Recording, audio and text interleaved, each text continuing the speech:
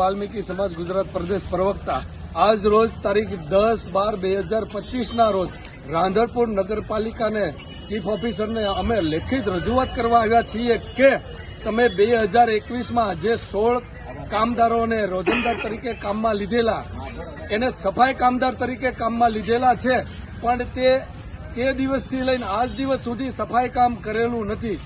જે ખરેખર સરકારશ્રીના પરિપત્રનું ખરેખર ઉલ્લંઘન છે, એ ઉલ્લંઘન ન થવું જોઈએ. અમારે અગાઉ પણ અરજી અને રજૂઆત કર્યાના લીધે આ લોકોનો 3 વર્ષનો પગાર દેવામાં આવેલો નહોતો, પણ આ લોકોના મળતિયા ચીફ ઓફિસર આવી ગયા ત્યારે એ લોકોનો 3 વર્ષનો પગાર એકી સાથે આપી દેવામાં આવ્યો. 14 લાખ રૂપિયા દઈ દેવામાં આવ્યા. આ જે છે એ ભેદભાવ ભરી નીતિ રાખી છે.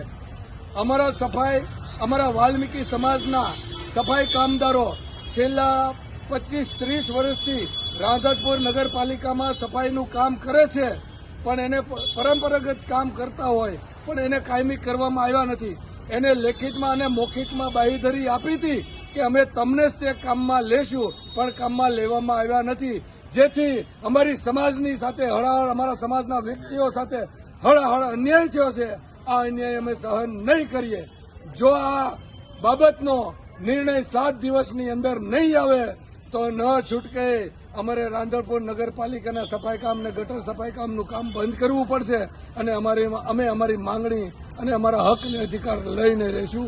એમ આપણે મીડિયાના માધ્યમથી કહીશું. ક્રાંતિકારી જય ભીમ, જય ભારત, શહીદ.